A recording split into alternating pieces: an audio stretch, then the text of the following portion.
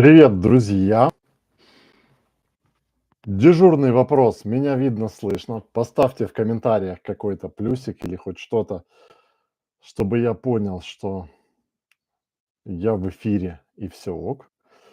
Для тех, кто в первый раз, напоминаю, точнее, рассказываю наш регламент. У нас есть форма с вопросами. Вот у меня такая экселечка.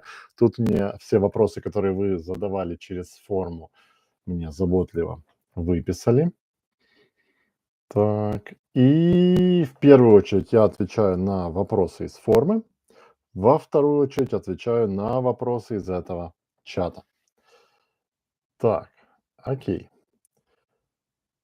Все-таки поставьте в чат какой-то плюсик, а то уж очень подозрительно никто ничего. О, все, плюсик есть. Поехали. Так, первый вопрос от Владимира. Добрый день, Игорь. Спасибо вам за курсы и за столь замечательные вебинары. Пожалуйста, Владимир. Прошел магию Google 2.7, потом 4.0 и сейчас прохожу Google Аналитику 4. Отлично. Не так давно на одном из вебинаров задавался вопрос о том, что контекстная торговая реклама отрицательно или положительно влияет на SEO, на поисковую оптимизацию. Хотел поделиться ситуацией, которая произошла у меня в декабре 2023 года. На свой сайт я залил Ой, улетело. На, с- на свой сайт я залил прайс с 80 000 автотоваров. До этого момента там постоянно было около 3,5–5 тысяч товаров. Было 3,5, залили 80. Окей. По SEO до декабря было 1500 визитов в месяц. А в декабре 32 000 визитов и поступало много нецелевых запросов по товарам, которые не было в наличии, но карточки товаров на сайте были оформлены. При этом в торговых компаниях по этим 80 000 товаров не было много кликов и лишь единичные конверсии. Так, прайс мы убрали с 80 000. Посещения снизились, но все равно выше, чем до 1 декабря. 4000 за январь. И поступают единичные нецелевые. Пока не смог понять логику того, что произошло. Если бы запросы были целевые, то можно было бы порадоваться. Интересно узнать ваше мнение. При необходимости могу отправить скрины с Google Analytics за ноябрь-декабрь. Ну, смотрите, что произошло. А, Сразу, я не эксперт в поисковой оптимизации, я могу говорить из своего опыта. Потом, кстати, расскажу прикольный кейс из моего именно опыта, как я когда-то прикольного результата достиг. Как работает поисковая система? Она смотрит на ваши странички, анализирует их и дальше думает: ага, вот у этого человека было 4000 страниц, сейчас 80 000 страниц. Могу ли я на какие-то из этих 80 000 ему что-то, ну, по каким-то запросам его показать? Ну, наверное, могу. Запросов-то миллиарды. И вот по эту страничку, эту, то есть вы массы, у вас было 4000, стало 80 000, то есть 20 раз количество увеличили. Соответственно, вероятность того, что Google покажет вашу страничку по какому-то запросу, увеличилась в 20 раз, а посещаемость у вас увеличилась с 1500 до 30 000 в 20 раз. Все то же самое, один в один. То есть Google просто начал вас просто тупо показывать по страничкам, которые вы добавили. Но если и товаров не было в наличии, логично, нецелевые запросы. Люди приходили. Ну, то есть я вижу, тут все логично. Увеличил количество, увеличилось количество запросов. Теперь рассказываю прикольный кейс. А, Давным-давно, 10 лет назад, когда я работал в университете, когда Google Ads, Google реклама была моей второстепенной предпринимательской деятельностью, первостепенная был университет, работа в университете, и меня назначили главой приемной комиссии. Это такая организация, которая агитирует студентов. Вот. И проблема была в том, что наша кафедра была, ну, не самая популярная. Вот. Популярные там были всякие там, все хотели быть экономистами, юристами, менеджерами. Ну, короче, вот красивыми словами хотели быть. У нас кафедра такая называлась там математического моделирования перерабатывающего оборудования. Ну, типа, не пойми, разбери, что. Звучит сложно, ну его нафиг. Вот, и стала задача, а как, собственно, привлекать людей на кафедру, ну, студентов. Вот делюсь кейсом, что я сделал 10 лет назад. Я взял, так, репит, что-то репит. Раз, два, три. Раз. Репит. Интересно. Раз, два, три. Так, раз, два, три. Давайте я попробую. Я бы звук поменял вам на AirPods, но я не вижу. э, Так, окей. Сейчас попробую.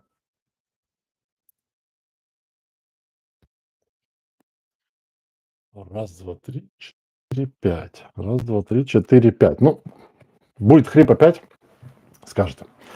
Так, что я сделал? Надо было привлекать, денег, естественно, не было на привлечение, на рекламу активную, да, но нужно было как-то, ну, чтобы люди, которые гуглят там, куда поступить, в универ, они увидели, нашу рекламу. Что мы сделали? Что я сделал, точнее.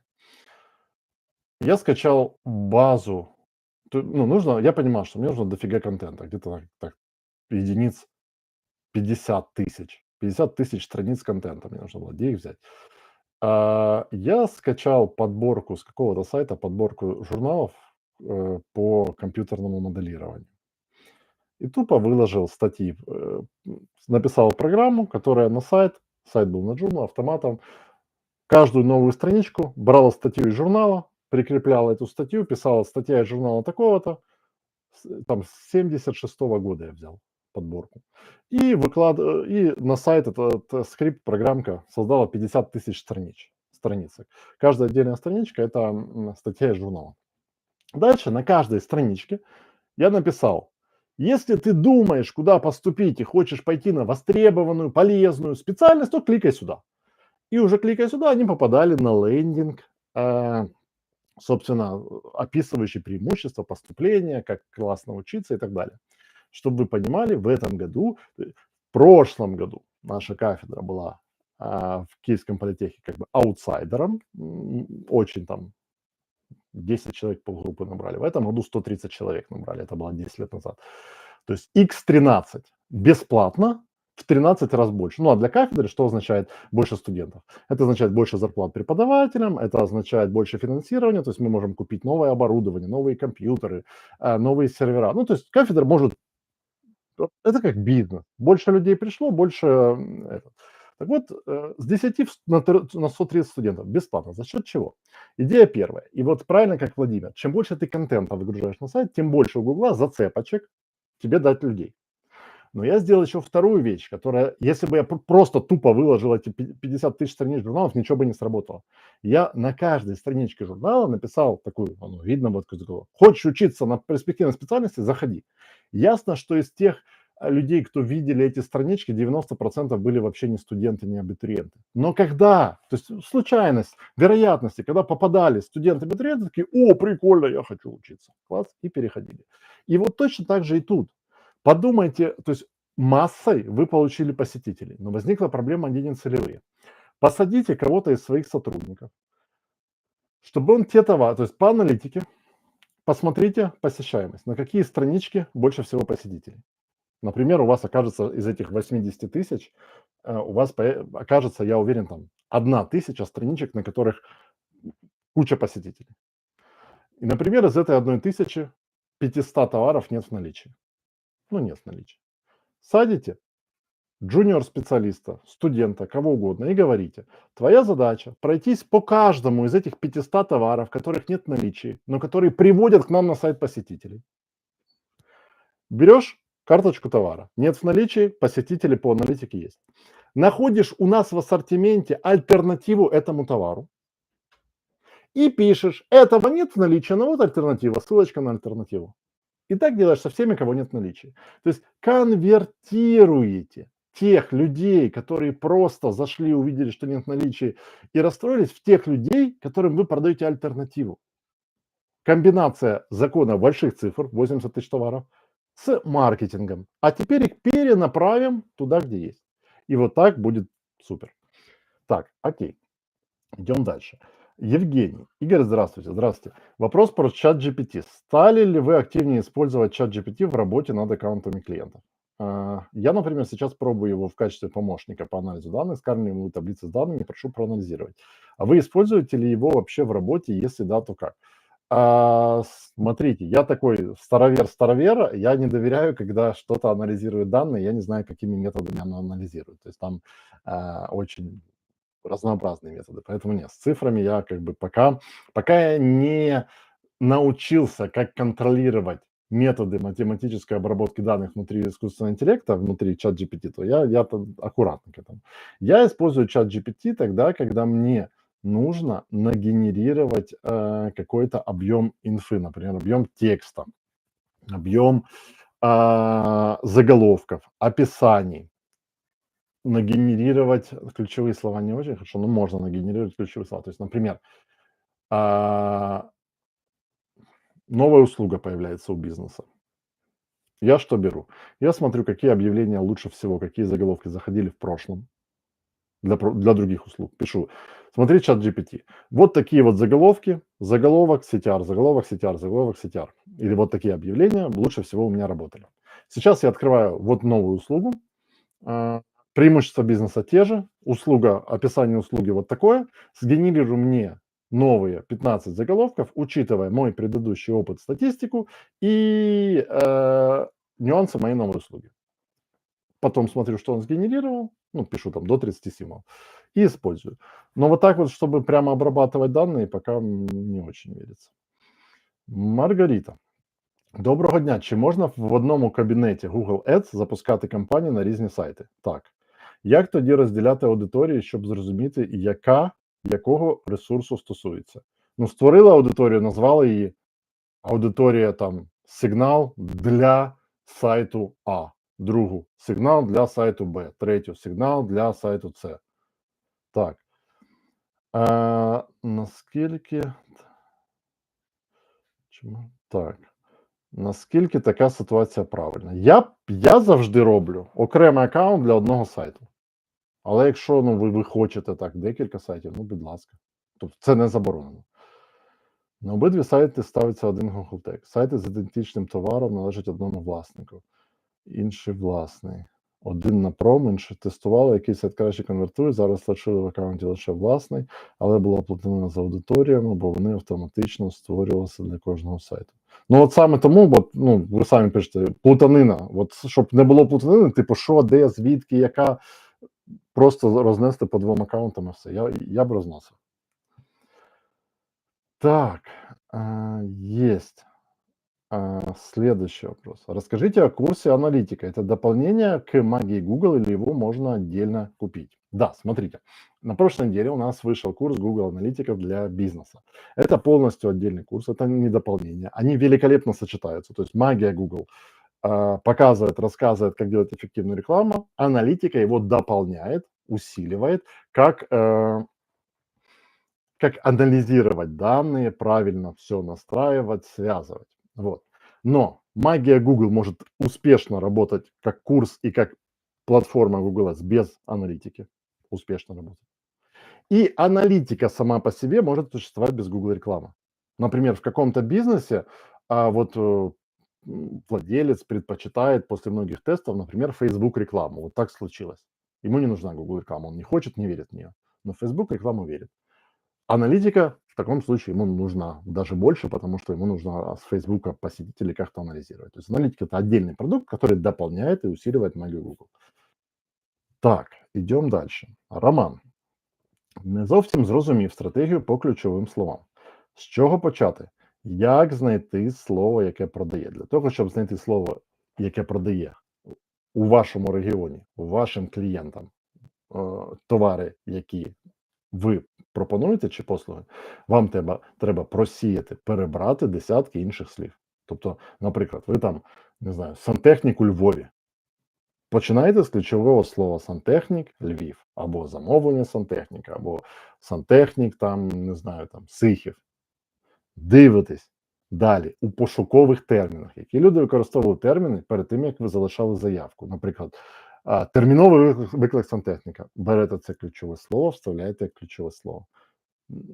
Неможливо, не запускаючи рекламу, знайти.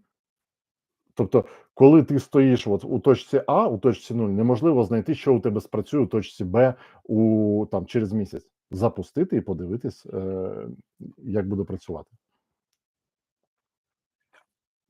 Його треба якось спеціально відслідковувати по конверсіям, чи достатньо, що по ньому багато йде переходів. Яка у вас модель бізнесу? Якщо ви в бізнесі заробляєте на переходах, наприклад, сайт новин. Чим більше переходів, тим більше рекламодавці платять за рекламу на цих новинах. То вам потрібні переходи. Якщо у вас бізнес заробляє не на переходах, а на замовленнях, то відслідковувати замовлення. На чому заробляє ваш бізнес, те треба і відслідковувати. І взагалі, це гарна метрика для ключового слова. Багато переходів на сайт. Знову, знаєте, як в таксі, вам шашечки або їхати. Тобто, якщо ваша бізнес-ціль, тобто, якщо ви заснували бізнес з метою отримати на сайт багато переходів,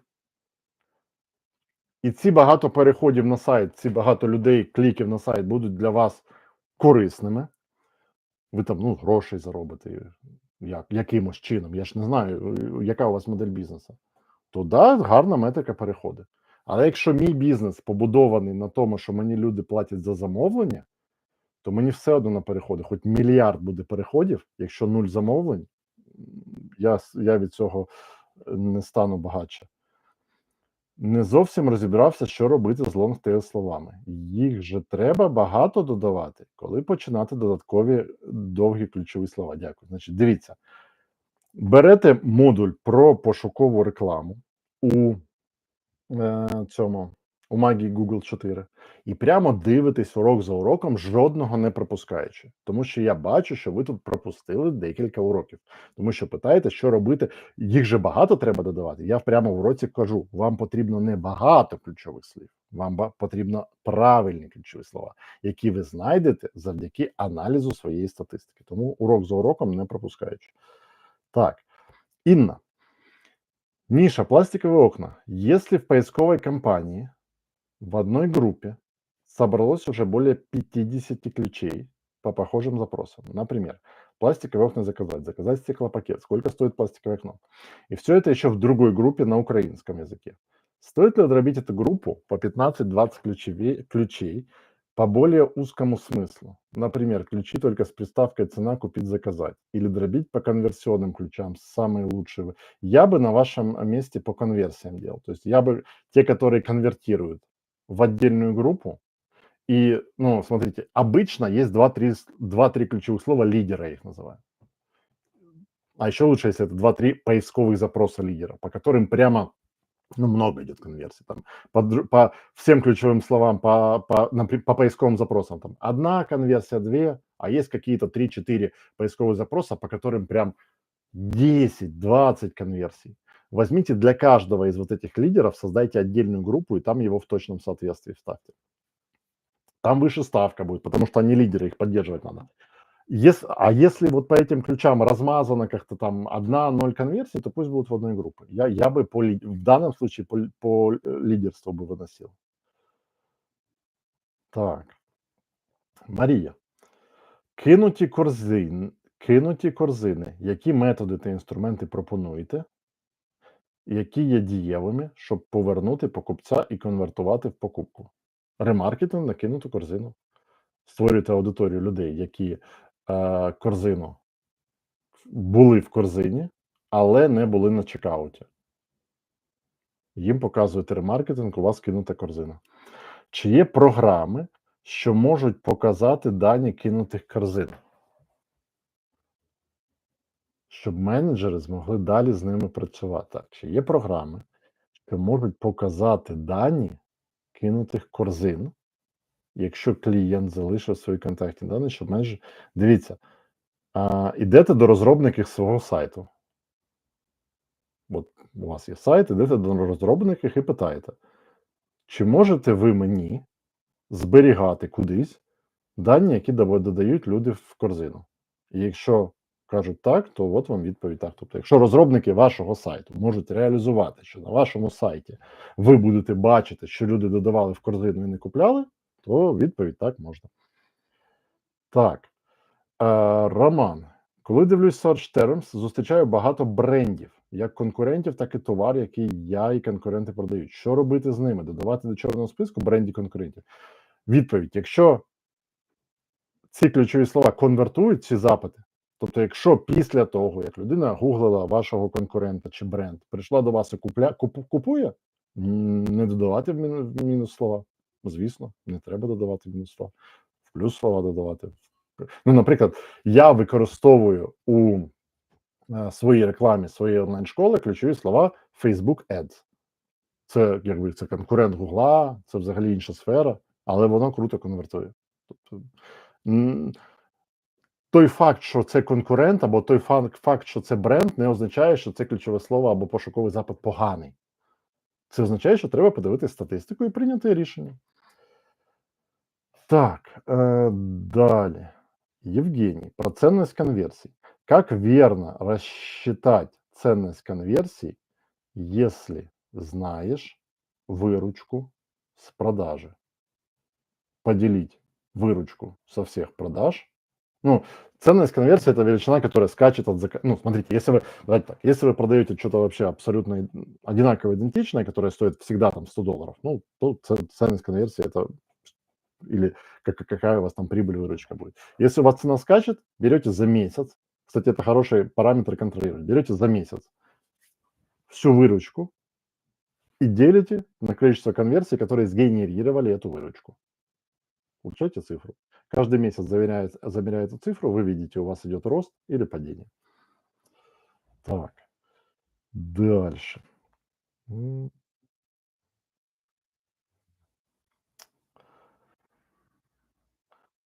Так, Олег.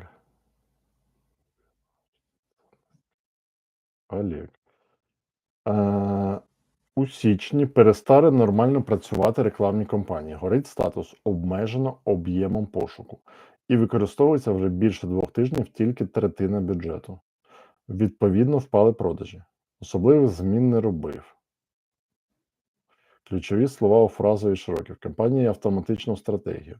Максималізація конверсії з цільовою ЦПА. До грудня компанія прекрасно працювала, частково це може бути пов'язано з сезонністю, але не настільки.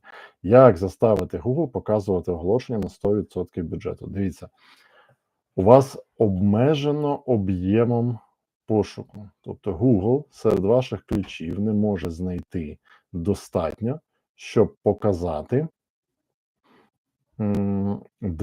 щоб показати на весь бюджет. Значить, по-перше, йдете в модуль 5 курсу магія Google, дивитесь, там нема показів, це у вас з показами проблема. Друге, мені здається, що у вас цільова ціна замала.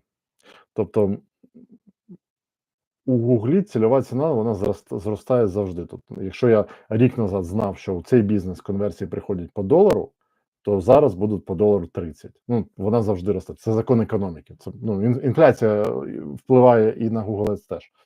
Тому, що б я спробував? На один день я би взагалі убрав цільову CPA, поставив максимум конверсії на один день. Подивитись, чи запрацює. Якщо запрацювала, причина в ціні конверсії, просто треба її підібрати трохи вище. Якщо не запрацює, дивитись ці ключові слова, перевіряти їх через планувальник ключових, не зменшився чи їх об'єм, чи якість може у них низька. Тобто, ну, тоді вже копати глибше в ключові слова, показник якості, дивитись, процент отриманих показів і так далі. Може просто, ну, тупо сезонно впало, перевірити по планувальнику. 2. У вашій книзі ви пишете про те, що частка показів ключових слів у пошуковій мережі мала бути не менш 90%. Як це відсоток піднімати? Якщо ви на автостратегії, то ніяк, тільки піднімаючи цільову ціну за конверсію. Якщо на ручній стратегії, піднімати ставку і піднімати якість. На автостратегії, до речі, відсоток буде підніматися якість ключового слова. Показник якості, показатель качества. Піднімайте його. Релевантність оголошення, релевантність посадкової, очікуваний CTR. Можете, будь ласка, пояснити, що означає, коли у оголошенні використовується формула? Keyword – це є в одному з уроків. Keyword – це динамічна постановка ключового слова. У це місце оголошення буде підставлено ключове слово, яке викликало показ цього оголошення.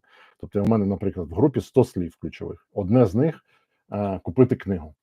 Прийшла людина, вбиває в гуглі купити книгу, показується моє оголошення. У місці, де динамічна вставка, підставляється ключове слово купити книгу. 4. Google рекомендує підключити розширені конверсії. Що це і чи вартує це робити? Що тут саме? Чи точно ви термін розширені конверсії? Може, розширене відслідковування конверсії або оптимізація? Ну, тобто, мені здається, ви тут я просто не знаю, про що йде мова, тому що розширених конверсій в Google нема. У Google є розширене відслідковування конверсій і оптимізація по конверсіям.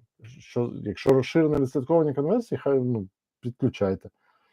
Як працювати з аудиторіями Google, де їх шукати? Дивитесь модуль курсу 4, там, де мова йде про аудиторії, там, де їх шукати, там я прямо показую, натискаєш сюди, потім сюди і потім сюди. Яку платформу для розсилки емейлів ви рекомендуєте? Я використовую ActiveCampaign. ActiveCampaign. Так, Сергей. Спасибо за курс ГА-4. Пожалуйста. Вопрос по этим меткам. Исходные условия. Сайт услуг, одностраничный лендинг. Реклама. 2 компании, только на поиске из Гугла.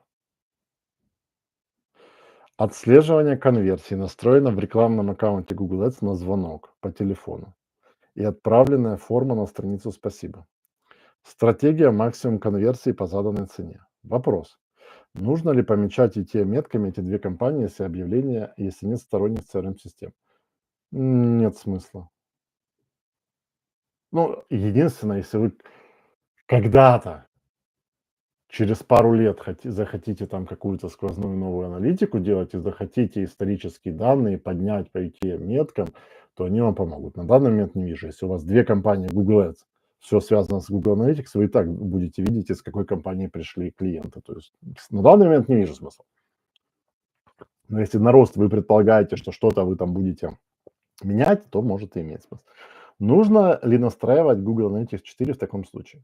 Опять же, если вы всю жизнь будете работать с одним лендингом и с 2 компаниями, то я думаю, нет смысла.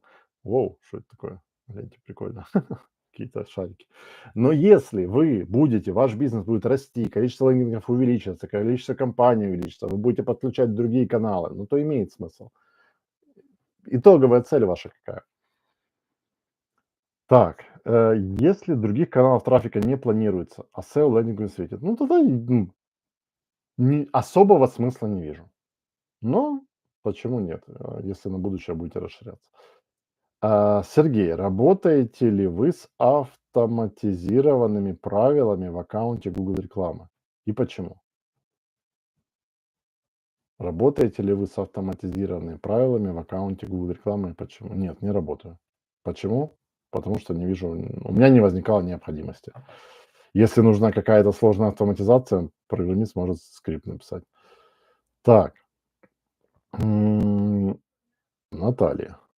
Добрый день. Влияет ли как-то на показатель качества ключевых слов в рекламе их наличие в meta-description на посадочной странице? Влияет. Их наличие в meta-description на посадочной страничке влияет на один из 3 составляющих показателя качества, на качество целевой страницы. Второй вопрос. Что делать, если Google пишет, что рекламная кампания ограничена бюджетом, а увеличивать бюджет нет возможности?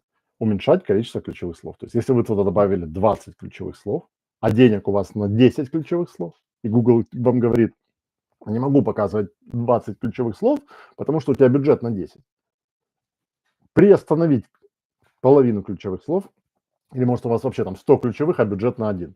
Приостановить все, чтобы остались только те, которые наиболее эффективны. Вот. Так. Дальше. Наталя. Доброго вечора. Доброго. Дуже дякую за цінну інформацію в курсі і можливість задавати питання. Будь ласка, які сервіси ви використовуєте в роботі, щоб оптимально оптимізувати час і отримати найкращий результат? Сервіси. Щоб оптимізувати час, жовтий блокнотик використовую. Водичку використовую. Ну, не знаю, я такий, знаєте, старовір. Це я дивлюсь інколи, знаєте, людей там на Ютубі, вони там тут у них Trello, тут у них там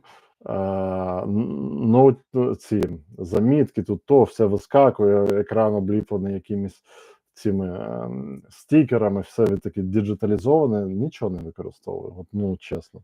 Ну, щоб оптимізувати час, отримати там, ну, нічого. Планую час в блокнотику, виконую задачі, п'ю воду, все. Які додаткові книжки, ресурси рекомендуєте, щоб зростати як професіонал? Ну, дивлячись, дивіться, якщо ваша мета стати PPC-спеціалістом, саме PPC-спеціалістом найвищого рівня, ну то я б читав, ну тобто, хто такий PPC-спеціаліст найвищого рівня? Це консультант. Тобто задумуватись над принципом ціноутворення консультанта, і взагалі, як робота консультанта створюється. Тому що консультант це не людина, яка продає години. Консультант це людина, яка впливає на бізнес, отримуючи від цього або якісь контракти, там річні, або долю в бізнесі. Тобто, ну, PPC-спеціалісти можуть отримувати долю в бізнесі. У мене в декількох бізнесів є доля саме завдяки тому, що я виростив ці бізнеси 10 разів тільки за рахунок Google реклами. Тому, ну, тобто, дивлячись з вашої мети. Що стосується цього реклами, самої реклами, ну, на канал мій підпишіться, там багато цікавих, прикольних інсайтів. Що стосується розвитку цього, розвитку себе і. Прошу пробачення. Якщо стосовно розвитку себе як експерта далі, якщо в бізнес будете рухатись, ну то бізнес-література, яких бізнес-блогерів, ну, дуже широке питання, типу, дуже, прям дуже. Так.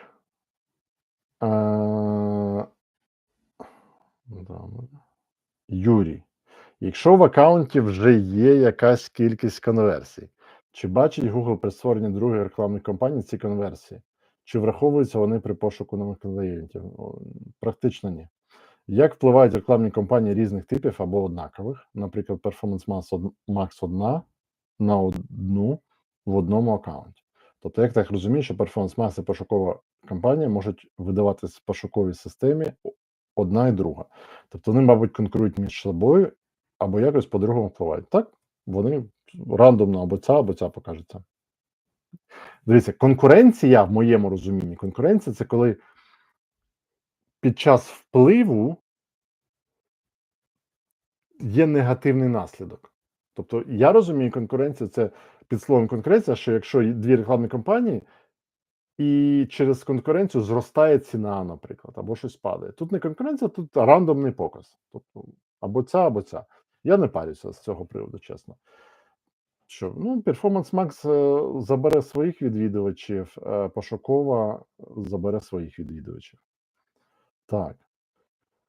Чому рекламні компанії перестають працювати належним чином, коли створюють ще одну, і навпаки, коли компанії перестають працювати, створюють ще одну, вони починають оживлятись?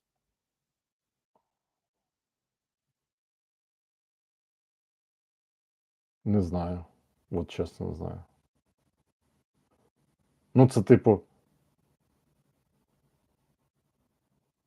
Чому на своєму старому автомобілі після 5-го року починаєш скучати їздити, а потім купляєш новий автомобіль, якому теж 5 років, і з ним веселіше? Ну, чому рекламні компанії перестають працювати належним чином?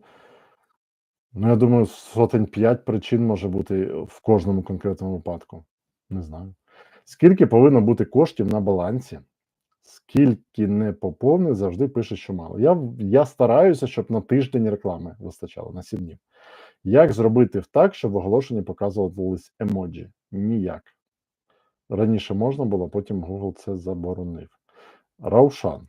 Здравствуйте, Игорь. У нас юридические услуги. По услугам юриста-адвоката по земельным спорам. Я создала отдельную страницу на сайте. И в Google рекламе создала рекламную кампанию по земельным спорам. В статистике аукционов за последние 7 дней у нас процент полученных показов 90. Супер. А за последние 4 дня 100. Великолепно. Доля показов над результатами поиска 93. Супер. На самой верхней позиции 32. Супер. Тут большую долю рынка, да, вы занимаете большую долю. Тут большую долю рынка занимает самый большой сайт с объявлениями. Ну, у вас великолепные показатели. Дневной бюджет $20. Еще никогда не расходовали. Максимум 12, в среднем 8-9. Говорит ли это, что это максимум рынка? Что по всем поискам в стране по земельным спорам мы выходим? Получается, да, по этим. Тут, смотрите, часто бывает, что вы забываете какую-то группу ключевых слов. Вот у вас что там? Земельные споры. То есть, возможно, вы размещаетесь. Пример приведу из банковской сферы. Смотрите. Например, специалист настраивает рекламу банку. У банка цель выдавать ипотеку. Банк называет продукт ипотечное кредитование. И вот специалист берет ключевые слова: ипотечное кредитование, ипотека на квартиру, ипотека на дом, ипотека на гараж, ипотека на что-то еще, ипотека, ипотека, ипотека. И вот по словам, где ипотека, 100% показов, и специалист говорит, ну, достигли потолка рынка. Но 90% людей ищут эту услугу по запросу кредит на квартиру. И если не употребить запрос кредит на квартиру, то вы будете думать, что вы достигли максимума, а вы просто варитесь не в тех запросах. Точно так же и тут. Возможно, у вас земельные споры, а люди это формулируют по-другому. Земельный спор, это, я так понимаю, типа, если у меня забор на стороне соседа стоит, да? Если я подозреваю, что сосед своим забором мою территорию забрал, ну, я так думаю, то вот туда надо копать. Как люди это ищут? Люди далеко не все люди формулируют там адвокат по земельным спорам. Кто-то формулирует, типа, как доказать, не знаю, что сосед забрал твою территорию. Ну, как-то так. У людей поспрашивайте, как они это искали. Но если вы все использовали, то да, получается, вы захватили рынок уже. На что обратить внимание, чтобы всегда быть на самых верхних позициях? Каждый день цену клика по отдельным ключевым словам поднимает, дошло до того, что адвокат по земельным спорам $5 за клик. Показатель качества не забывайте растить.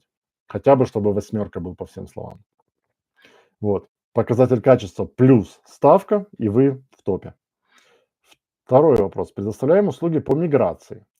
Хотела бы рекламироваться на весь мир, но в Казахстане миграция на весь мир.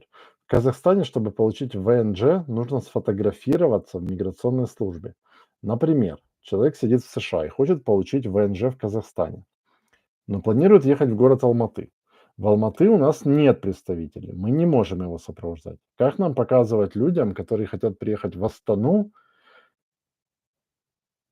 и еще несколько городов? Сама вижу выход только в ключевые слова добавить Астану. Ну, я тоже только такой выход вижу. А что делать с теми, кто будет искать ВНЖ в Казахстане? Может, еще другие способы, чтобы сразу показываться, кто планирует именно в Астану приехать? Ну, в вашем случае я бы, наверное, прям в объявлениях писал. В Астане.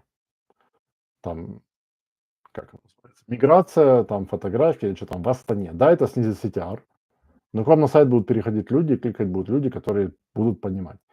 Это первый нюанс. Второй нюанс. Ну, как бизнес, смотрите, давайте так. Как специалист по рекламе, я скажу, да, используйте ключевые слова со словом «Астана», используйте в объявлениях «Астана» и на посадочной «Астана». Это как специалист по рекламе. Как предприниматель и как бизнесмен я скажу: найдите партнера в Алматы, откройте офис, найдите партнера, дайте за какой-то процент, да то есть это ваша репутационная, даже если вещи там, то есть если им просто сфотографироваться надо, найдите партнера, который будет забирать все деньги за фотографию, фотостудию какую-то, пусть там фотографируется, но это как предприниматель. Но с точки зрения рекламы, да, логично в объявлении в ключевых словах писать. Эрика. Здравствуйте, я из Украины. Начала смотреть курс, посмотрела урок про виды рекламной кампании, поняла, что используемая нами стратегия только реклама в PMAX с подключением фида неверна. У нас интернет-магазин садовой техники. 10 тысяч категорий на сайте. Категории, ого. Тратим более 500 тысяч гривен в месяц и получаем лиды на сайт только с этих компаний. Поиск отключали, так как он пересекался SPMAX, и результатов не было. Личный менеджер Гугла твердит, что для нас самое лучшее решение. Не слушайте личного менеджера Гугла. Кстати, прикол вам говорю, вам первым рассказываю. Скоро выйдет видео мое на YouTube. Google официально признался, что те ребята, которые звонят вам и говорят: "Здрасте, это Google", и пишут вам письма, это не техподдержка и это не личные менеджеры Гугла. Google признался, что у них есть техподдержка менеджерская, да, а есть отдел продаж. Так вот, техподдержка, они никогда первыми не пишут. Вы им пишете: "Помоги, расскажи". А вот те, кто вам звонит, те, кто вам пишет письма, оказывается, это, отдел продаж Гугла, у которых зарплата зависит от трат на аккаунтах клиентов, с которыми они поработали. То есть, если после звонка у вас на аккаунте увеличились траты, этот, менеджер по продажам получит бонус. Вот. У меня на "Ютубе" скоро видео об этом выйдет. Я сам, честно говоря, не знал. Я думал, у них техподдержка 2 в одном, и, просто, то, что к бонусам привязано, я знал. Но то, что у них вообще отдельные люди, которые не имеют отношения к техподдержке, которые просто тупо выманивают, чтобы вы тратили больше, звоня вам и пиш пися пиша пися в процессе написания вам объявлений, вам сообщений. Так, правильно ли я понимаю, что для интернет-магазина лучшее решение — это, по сути, разделить PMax на 3 компании? Создать поисковую, создать товарную, создать видео. Если я правильно их понимаю, то как теперь безопасно, чтобы все не рухло, перейти? Смотрите, как бы я делал на вашем месте. Правильного тут нету. Есть неправильное. Неправильно — это все нафиг остановить и начать сначала. Это неправильно, потому что у вас уже ваш бизнес уже работает на том, что есть. Поэтому что бы я делал? Те компании, которые есть, Performance Max, я бы их не трогал, точнее, я бы их не отключал, я бы их оптимизировал, посмотрел, какие там товары, то есть провел какую-то оптимизацию. Дальше, следующим шагом, я бы начал в дополнение запускать поисковую рекламу. Да, будут пересекаться, ничего страшного. Товарную рекламу, да, будет пересекаться, да, скоро перейдет, ничего страшного. Видеорекламу, ну, не будет пересекаться с видом. То есть не переживайте, что будут пересечения. Это нормально. Даже Google сам объявил, сейчас они называют это эпоха омниканальности. Омниканальность — это много, то есть ты клиента охватываешь со всех сторон и не избежать пересечений. Поэтому это оставляйте, усиливай сильное. То есть то, что у вас есть, оно уже сильно, оно генерирует вам прибыль, оно ваш бизнес держит на плаву. Усиливайте его, те компании, что есть. Анализируйте, копайте вглубь, пробуйте разные аудитории, тестируйте. Если какие-то компании работают плохо, отрезай старые, их нафиг отключайте. А дополнительно подключайте новые. Я бы делал вот так. Да. Так, Татьяна. Добрый вечер. Есть люди, которые утверждают, что существует разработанный искусственный интеллект, который сам подбирает ключевые слова и оптимизирует показатели. И что этот ИИ каким-то образом диктует Гуглу, по каким поисковым запросам показываться. Каким? Даже не внося правки, сам искусственный интеллект, который подсказывает Гуглу, кому показываться. Это что-то матрица. Какая там часть была последняя? Третья, матрицу 4 пора снимать. Существует искусственный интеллект, который там что-то кому-то показывает. А, ну вот, сайт, опубликовала, ну вот так сайт выглядит. Что-то это сайт, на котором рассказывает об искусственном интеллекте Гугла. На полэкрана ошибка сервера, Гугла, на полэкрана ошибка сервера, натупили что-то, а потом как обогнать конкурентов. Секреты искусственного интеллекта Sales Storm для тех, кто любит побеждать. Нифига себе. Система ураган продаж. Нифига себе. Да вы чё? Огонь. Ураган продаж. Sales Storm. Ну, типа, искусственный интеллект, ураган продаж создали, а ошибку на сайте, ну, не слышал, не видел и считаю бредом. Могу быть неправ. Может, действительно, ребята изобрели гениальный искусственный интеллект, который гениально что-то там запускает рекламу. Не знаю. Так, ссылку в студию. Сейчас тогда я вам запущу. Может, действительно кто-то захочет этот шторм, sales шторм. Так, дальше. Дмитрий, как выбирать, собирать ключи? Э, Смотреть уроки модуля поисковая реклама без пропусков. Как выбирать, собирать ключи? Что делать, если в нише, в том гео, в котором нужно рекламироваться, целая страна, мало показов по каждому ключу, 200-300. Как расширять семантику? Первый вопрос, почему вы решили, что 200-300 показов это мало? 200-300 показов по ключу это мало. 20-300. Если вы яхты продаете, вы 2 яхты продадите с этих 20 показов. Почему мало? Ну, то есть вопрос звучит, как я его понимаю. Гео-страна, мало показов по ключу. То есть вопрос звучит так. В нашей стране, где я показываю рекламу, очень мало людей ищут эту услугу. Что мне делать? Если с точки зрения бизнеса, масштабироваться на другие страны. Если с точки зрения рекламы, искать другие ключевые слова. Как люди еще ищут.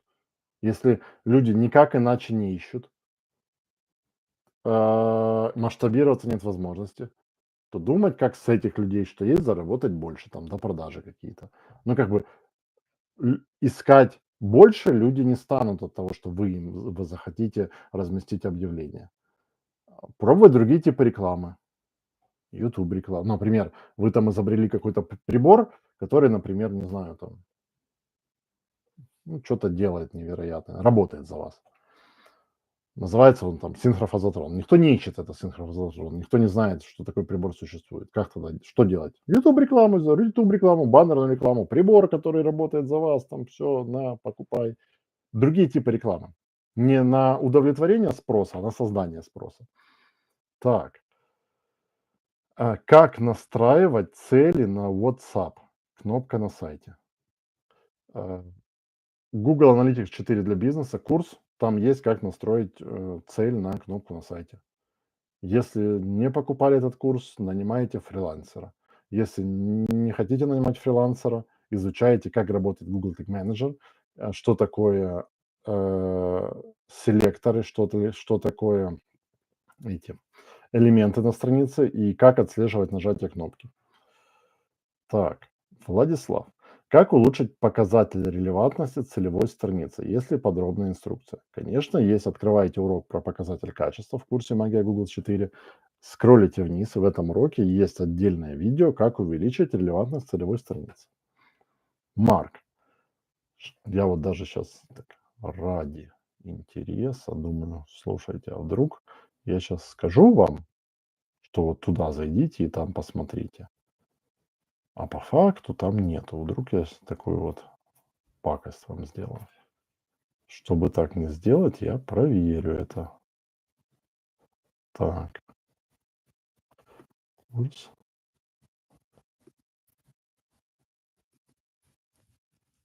Идем в раздел модуль. Так. Идем в модуль 5, урок 2, показатель качества. Скроллим. И находим видео. Релевантность посадочной странички. Все есть, все есть. Все супер. Так. Окей. Дальше. Марк. Так, сейчас. Марк. А что для Гугла имеет больше приоритет? Ставка за клик на уровне группы объявлений, ставка за ключевое слово. За ключевое слово. Чем ниже уровень, тем выше приоритет. Как работает назначение ставок, если на уровне группы объявлений поставить меньшую ставку, чем сумма ставки ключевых слов группы? Если у вас стоит на ключевых словах ставка, то ставка на группе будет просто игнорироваться. Объявления будут показываться реже? Не будут показываться реже. Просто будет ставка на группе игнорироваться. Выбрав планировщики ключевых слов, я добавил рекламную кампанию, но часть из них не приносит кликов, а по некоторым нет даже показов. Нужно ли удалять такие ключи из группы или ждать, пока по ним появится статистика? Значит, смотрите, если показов не приносит по причине, например, сезонности, например, елки сейчас не ищут, их отключать не нужно.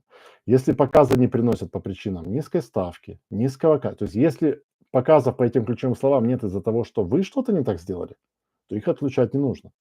А если показов нету, потому что реально их никто не ищет, тогда Google будет красным их подсвечивать и мало показов за них писать, тогда можно отключать.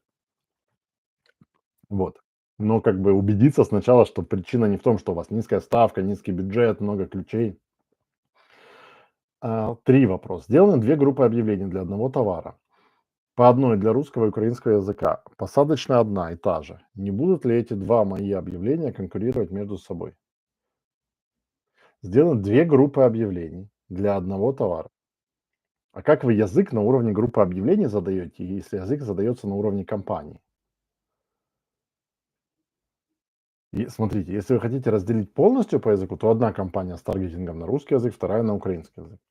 Если вы в одной компании хотите, то в этой компании 2 языка указывайте русский и украинский, в группе на русский указывайте ключевое слово на русском, в группе на украинский ключевое слово на украинском. И тогда они будут, ну, в целом будут немного пересекаться. Google будет путать, но в целом будут плюс-минус отдельно. Как рекламировать товар на разные языки? Или 2 компании, или в одной компании 2 группы с разными ключевыми. По требованию Google ключи должны помещаться в заголовке объяв. Требованию Google ключи должны помещаться в заголовке объявлений, так как для этих 2 групп объявлений они содержат название модели. Ключи в 2 ключи в 2 группах объявлений будут пересекаться. Как быть?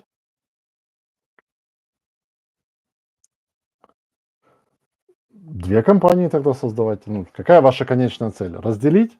Тогда одну компанию на русский, вторая на украинский, там модель на русском, там модель на украинском, там объявление на русском, там объявление на украинском. Если целью их прямо вот так разделить. Так, Олег, вопрос по PMAX.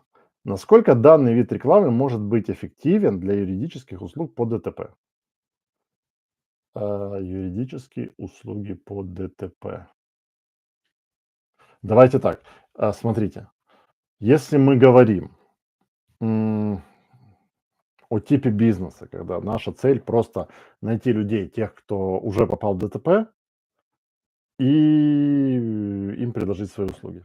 Тогда, в принципе, неэффективно. Только поисковая реклама. Если же мы выстраиваем бизнес надолго, как я говорю в курсе, PMAX, любая дисплейная реклама – это не реклама, которая продает, это реклама, которая привлекает к вам последователей. То есть если бы, давайте, если я бы был бы адвокатом по ДТП, я бы создал какие-то PDF-ки, там 10 шагов, что делать при ДТП. Я бы публиковал какие-то рилсы, какие-то сторисы, не знаю, там, где кейсы интересные. И, знаете, наверное, как бы я сделал? Я бы создал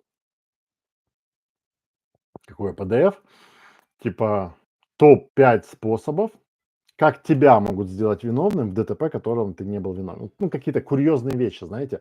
Вот когда там бывает там, грубо говоря, там тебе в задницу въехали, а потом говорят, что ты задом сдавал. Вот такие какие-то повключать и как бороться с этим, как предотвратить это.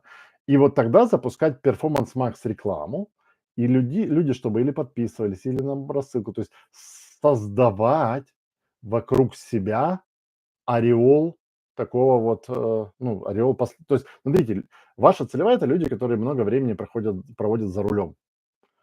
В частности, это таксисты те же, которых очень много. Люди, которые много времени, проводят за рулем, а особенно кто зарабатывает этим, они интересуются автотематикой. Ну, им это они в этом варятся. Если вы им предложите интересный контент, то через Performance Max отлично можно их себе в рассылку, в подписку, в лид-магниты, их себе собирать. А дальше если я бы, опять же, был бы этим адвокатом по ДТП, я бы думал о какой-то подписке. Например, платишь мне там, ну, не знаю, абстрактно, $30 в месяц, и я, например, там кто-то из моей команды, хоть ночью ты в ДТП попадешь, мы с тобой на связи. Как-то так. И там еще какие-то вещи тебе предоставят. Ну, что это я бы так думал дальше. Но если ваша цель просто те, кто ищут, попал в ДТП, что делать, или там адвокат по ДТП, только поисковая реклама. Если цель вот так масштабироваться, расти, привлекать аудиторию, то Performance Max поможет. Марина. Сеть салонов 20 парикмахерских работает без записей. Это наше преимущество и такая бизнес-модель. Без записей. Я понимаю, без записи это пришел, сиди в очереди. Без записей. Скажите, можно ли увеличить нам клиентов через рекламу Google Ads? И что показать на сайте? И есть ли польза от сайта в данном случае? Польза всегда от Google Ads найти есть. И сайт всегда будет полезен. Главное подумать, как это применить. Ну, то есть, надеюсь, я правильно понял, что без записи это реально, ну, типа, вон парикмахерская, иди сиди в очереди. Ну, я в такую не пошел бы. Ну, я, видимо, не целевая аудитория. Потому что я ценю время, я не готов час сидеть в очереди. Но, например, люди готовы. Например, другое какое-то преимущество есть, там, цена, например. Я бы таких людей собирал бы, ну, опять же, от того, плясать от того, что преимущество. Если там преимущество цена, и люди ходят туда, потому что дешево, то сайт может распространять какие-то там скидки, промокоды, которые привлекают людей прийти. Или знаете, там вот эти карточки, там, шестая стрижка бесплатно, 5 штампиков поставить, шестая бесплатно. Вот такие какие-то вещи. Если ключевое преимущество какое-то другое, ну, то есть Google Ads поможет, если вы правильно его примените. Ну, это как, э, мне нужно попасть вот там в то здание. Поможет ли мне автомобиль? Смотрите, если автомобиль сесть правильно туда проехать, поможет. Если сесть, включить задний ход, не поможет. Если сесть, не снять ручник, не поможет. Если правильно использовать как надо автомобиль, он поможет вам добраться до точки Б. Также тут ответ. Если правильно использовать Google Ads грамотно, то он поможет вам привлечь новых клиентов в свой бизнес. Так, дальше. Есть ли смысл рекламировать не сайт через Google Ads, а карточку в Google Мапе? Я слышал о кейсах, когда это срабатывало. Действительно, карточку в Google Maps.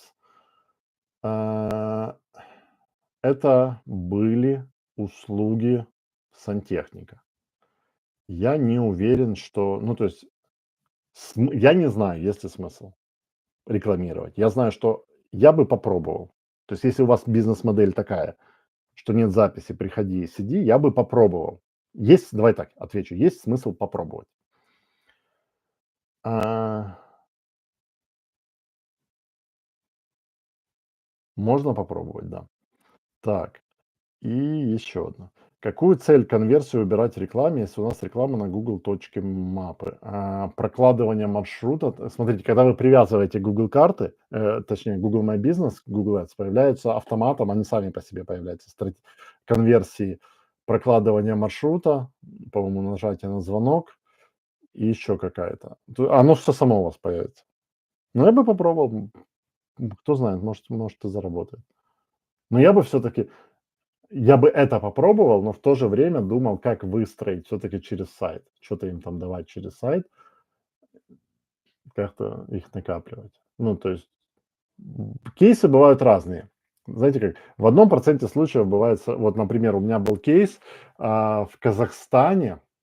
Вот я всегда во всех видео, всегда говорю, ни в коем случае, часто вопросы задают, а можно на Инстаграм в качестве посадочной странички на сайте указывать Инстаграм? Я говорю, это слив денег, все.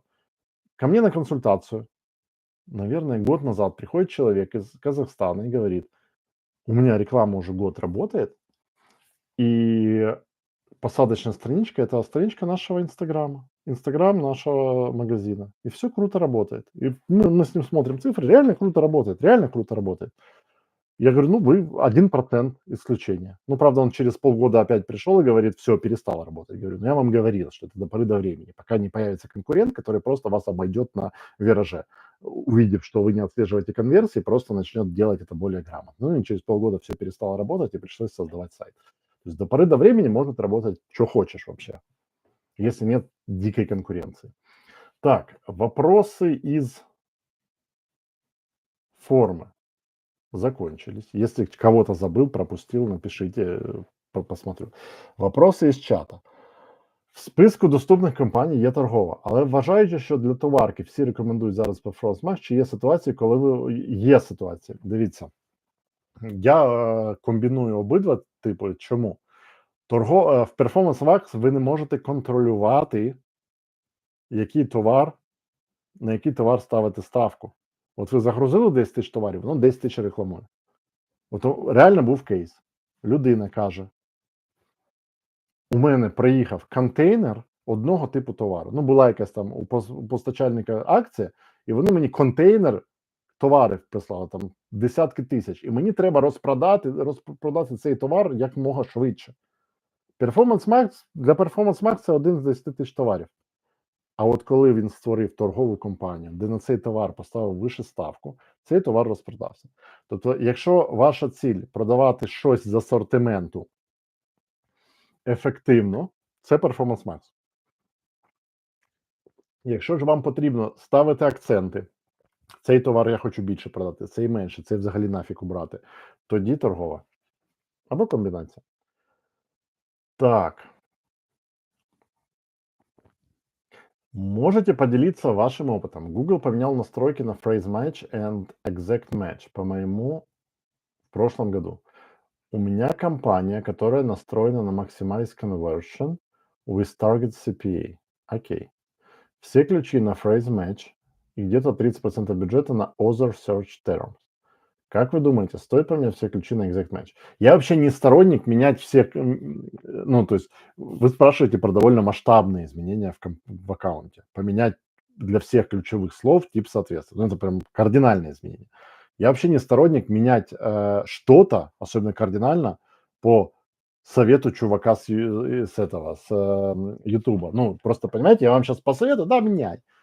А у вас окажется, что ключевые слова не точно подобраны, и как раз за счет phrase match вам приходят нужные search термы. А вы сейчас в exact match поменяете все, и вам обрубит нужные вам search термы, поисковые запросы. И у вас все просадит в ноль, вы скажете: вот Игорь, нехороший человек.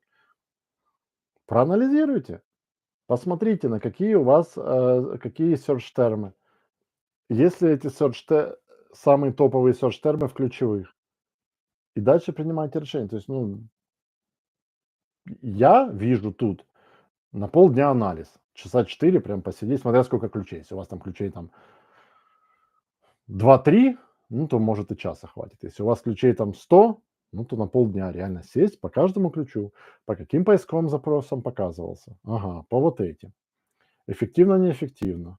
Неэффективно. Если я переключу в Exact Match, какие обрежутся? Вот эти обрежутся. Это мне на руку, это мне на руку. Все, тут меняем. Следующее ключевое слово. Запросы. Ага, вот по этим запросам. Тут нельзя, потому что тут есть запросы, которые приносят конверсии, на которые прямо не соответствуют ключу. Тут не меняем. То есть вот это такой процесс. Олег, питання. Який 19 секрет Google Ads? Ваша книга 19 секретів, а по факту більше тільки 18. Зараз перевірю. Начебто ж писав без помилок.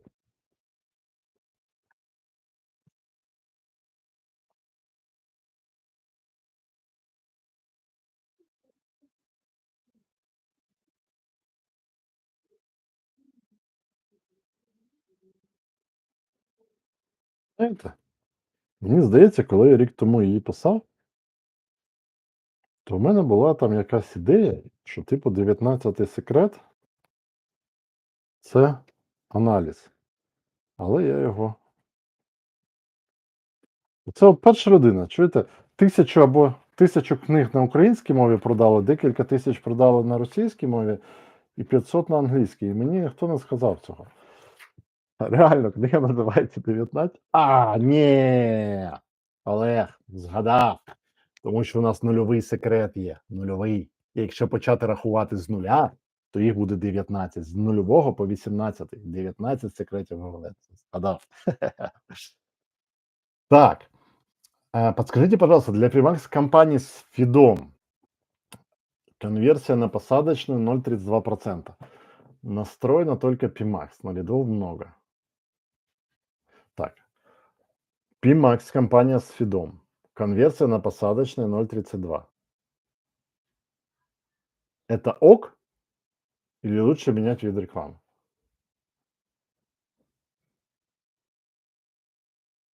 Я не знаю. Во-первых, я не знаю, ок ли это. Ну, это, знаете, типа, там вот я зарабатываю там $1000 в месяц. Это ок? Кто-то там из бедной страны скажет: "Да ты, богатый". А миллиардер скажет: "Да вообще не ок". Ну, так же и тут. 0,32%. Если вы продаете какой-то там, не знаю, там, флешки по $10, то это не ок. Если вы продаете яхты по миллиону, то вообще, великолепная конверсия в яхту. Я не знаю географии, я не знаю товаров, я не знаю настроек, я не знаю я ничего не знаю. Поэтому ответ я не знаю. А, не, отвечу, вы спросили, лучше менять вид рекламы? Лучше менять вид рекламы, да. Тестируйте все виды рекламы. Можете поделиться опытом, какой софт вы используете или использовали для управления большими компаниями? На какой софт стоит обратить внимание для решения различных задач по настройке? Aptio, пишется OPTEO. То есть для прям больших аккаунтов Apteo прикольно заходит, но надо фильтровать, что он там советует. Но мысленно подумать. Я, как эксперт по рекламе, многократно умножил свой доход после того, как я перешел с количества на качество. То есть если вместо того, чтобы управлять огромными, огромным количеством разных клиентов разных компаний, управлять меньшими, на которые тратят миллионы в месяц. Вот точно так же и тут. То есть смотрите, есть компании, которые тратят миллионы в месяц, и у которых сотни тысяч рекламных кампаний. Для поддержки таких аккаунтов нужен отдел контекстной рекламы. Отдел. А есть компании, которые тратят те же миллионы в месяц, но у которых 8 рекламных кампаний. И там отдел не нужен, там один. То есть я не пользуюсь. Я стараюсь искать то есть партнерства для работы такие компании, которые тратят миллионы, но у которых там до 10 рекламных кампаний. На каждую из компаний соответствующий бюджет. Вот. Добрый день. Не нашел в курсе, как управлять ставками во время ведения рекламных кампаний. Модуль 4. Оптимизация. Шарики прикольно. Да, я сам не знаю, что за шарики. У нас компьютерный клуб. Мы не продаем через сайт. Нам надо, чтобы клиент о нас узнал и приехал. Куда лучше отправлять клиента? Все равно на лендинг? Или на Инстаграм или бизнес-карточку в Гугле? Я не знаю. Я бы попробовал. Ну, то есть, если вы будете, вот я только что рассказал пример, Инстаграм у людей работал. Работал, а потом перестал работать. Почему перестал работать? Потому что нет отслеживания никакого.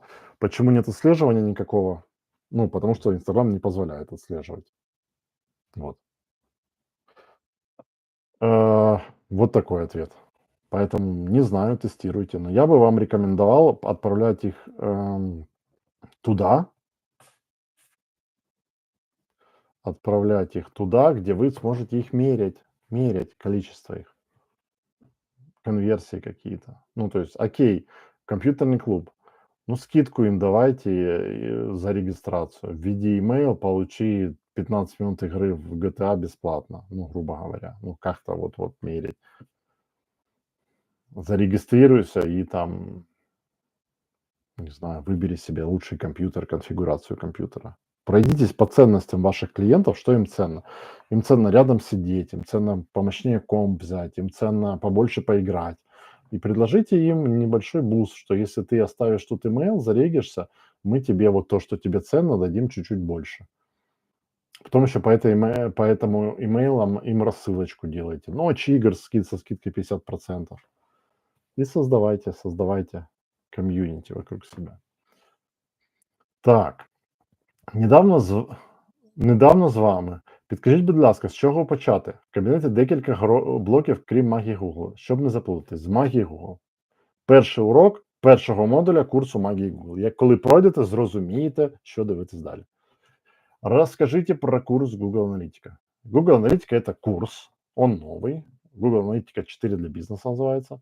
В нем я рассказываю от и до, как поставить аналитику, как настроить цели, куда смотреть. Ну, самая большая проблема людей это они теряются в интерфейсе. Типа в Google Аналитике, там, если зайти в отчеты, там сотни отчетов, куда смотреть, что смотреть, как смотреть. И курс создан с целью ответить на этот вопрос, куда, что смотреть. То есть вот эти, хочешь узнать такую-то гипотезу сформулировать, смотри сюда. Хочешь такую, смотри сюда. То есть позволяет вам без глубокой экспертизы в веб-аналитике читать эти данные и принимать правильные решения для своего бизнеса. Благодарю за ответ. Еще один вопрос возникает по поиску новых ключевых слов по земельным спорам. Ищу в планировщике разные варианты, но очень мало запросов. Откуда еще можно найти варианты? Из разговоров с клиентами. Сделайте опрос клиента, как вы искали. Спросите у адвокатов или у юристов. В объявлении поставила цены на услуги. В графе ссылка оставила ссылку на страницу услуги. Хотела бы вместо этого сделать ссылку на WhatsApp-чат. Пропустить. Google-то пропустит, но как вы мерить будете? В принципе, если ваша цель тупо просто всех покрыть, Google должен пропустить. Я думаю, будет ок. WhatsApp. Единственное, смотрите, я человек. У меня у соседа забор. Злит меня забор, да. Я хочу адвоката нанять, чтобы с собой забор передвинуть на метр на его территорию. Я гуглю адвокат по земельным спорам. Нахожу адвоката, нажимаю на объявление и попадаю в WhatsApp в пустую переписку с неизвестным мне человеком. Что писать? Я бы закрыл, поняли идею? Я бы испугался. Как начать разговор, что, где? Нет, часть людей напишет: здрасте, мне нужен адвокат, все, давай. Такие, да, экстраверты, которые давай быстро решай. Но большинство людей, они интроверты. Они типа, когда ты на лендинг попадаешь, ты, описание, все, зарегистрироваться, все, обратный звонок, цена. А когда ты попадаешь в WhatsApp, еще и мысль у меня возникнет. Это если я сейчас ему первый напишу, а он скажет, загнет дорогую цену, это мне неудобно будет морозиться потом от него как-то, то не буду писать. А на сайте сразу видно WhatsApp. Поэтому я бы вдвойне подумал, прежде чем людей отправлять с объявления сразу на WhatsApp. Когда они не знают цены, кто вы, что вы, как вы. Я би подумав. Но протестувати можна. Ви надихаєте, відчуваєте, що дійсно бажання допомогти. Дуже дякую. Дякую вам. І вам дякую, що присутні з нами. Є бажання вчитись розвиватись. Супер. Кейс. Видеореклама с переходом на страницу инсты клиники эстетической медицины. Цель подписчики. Да, нет возможности оптимизации. Заказчик остался доволен приростом. Вот, пожалуйста, супер. То есть в 1% случаев срабатывает и реклама на инсту, на Google Maps. Главное убедиться, что это лучше, чем какая-то альтернатива на сайт. Так. Вопросов больше нет. Увидимся с вами. Так, пожалуйста. Увидимся с вами на следующем вебинаре «Вопрос-ответ». Всем пока.